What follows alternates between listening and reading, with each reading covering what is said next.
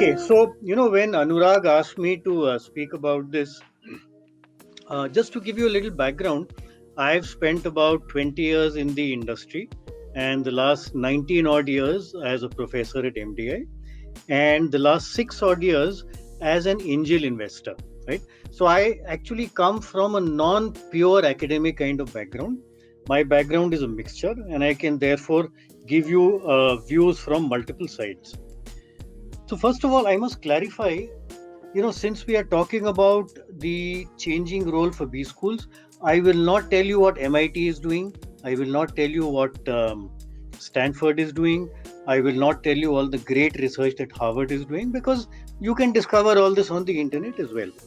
What I will share with you instead is my own personal experiences, because I've come from multiple directions, and how that can potentially create a new kind of B school. Right? So that's my thought.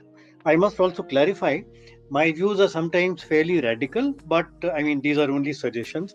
Obviously, it's up to the audience to figure out whether they want to adopt them or not. So, first of all, let me just step back.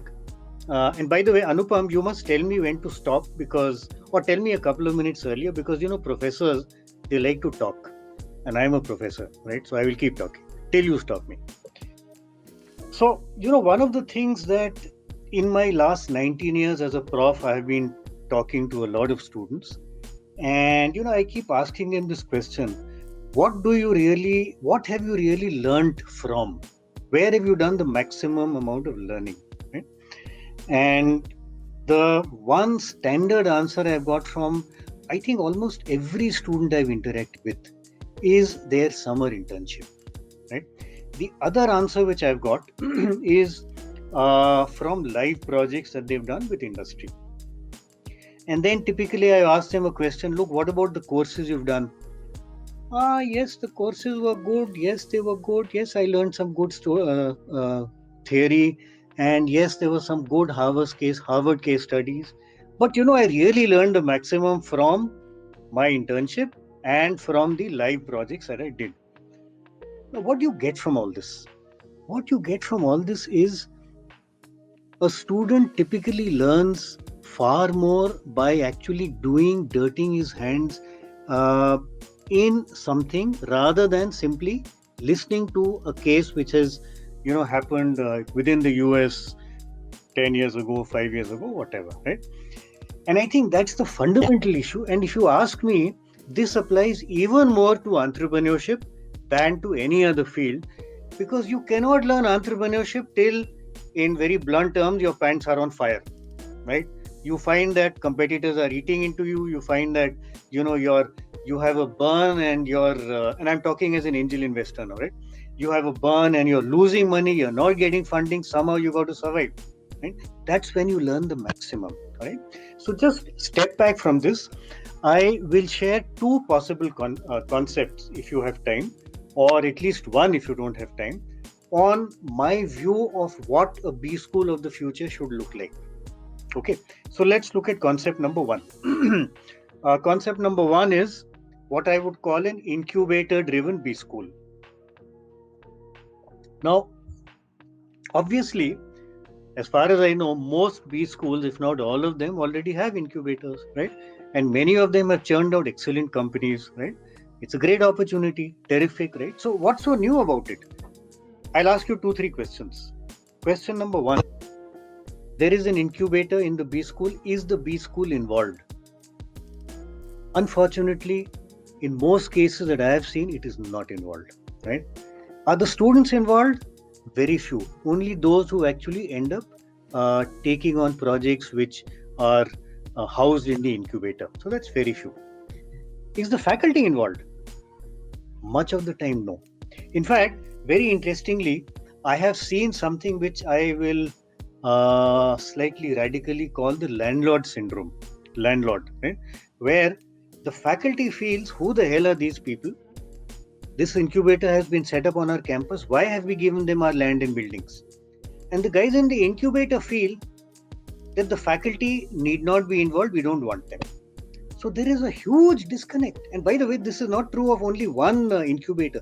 It is true across several B schools that I've been to, right?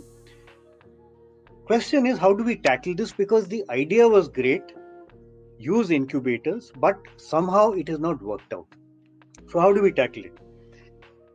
First of all, I would propose something that we call a pre-incubator. And incidentally, I've seen this in CIIE, which is the incubator at IIM Ahmedabad, which is probably the best that I know of in a B school. So this pre-incubator is meant only for the students of that B school. It's not meant for outsiders, right? First of all. Secondly, it is not meant for commercializing any concept. It is meant for exploring the idea, to figure out, look, is it likely to work? Is it not likely to work? Now, here is the crux. I am proposing that this pre-incubator, every student who has opted for entrepreneurship as his area of specialization mandatorily needs to go through the pre-incubator, which means he has to create a startup. It may not be commercialized, number one. Number two, mandatorily it is graded, and the mentoring and the guidance, etc., is provided by the faculty. So I have effectively converted, what is done in the incubators. I have said, look, this now has to be a formal part of the education system, and you give grades for it, right? And the faculty is the one who's giving grades. What happens? The faculty learns and the faculty guides, and in the process, this thing keeps building up. So that's the pre-incubator. What about the next stage, the incubator? Now, in the incubator, a few of these pre-incubatees will go in, not everybody. But please remember that all these companies which are in the incubator, they are all desperate for money.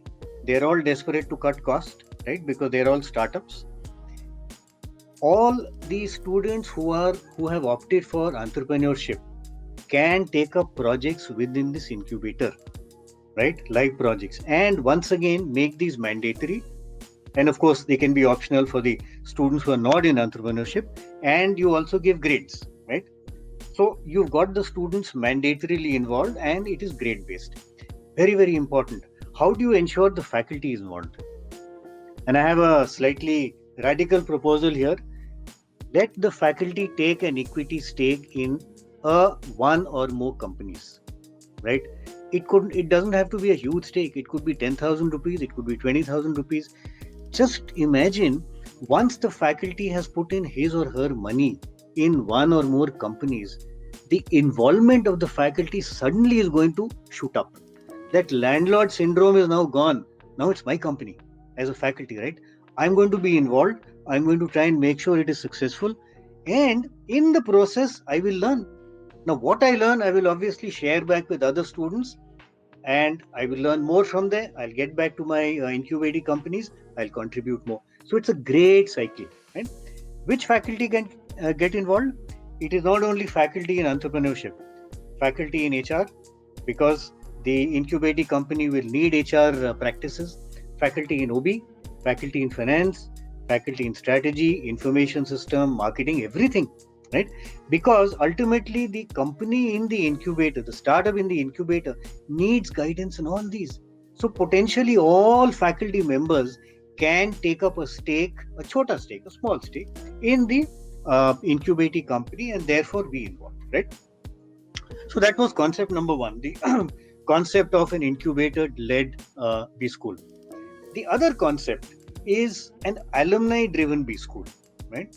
Now, you must know, and I'm sure you agree with me, the people who have the maximum stake in a B school doing well is the alumni. The students, obviously, and the alumni, because it is their degree or their diploma which is at stake.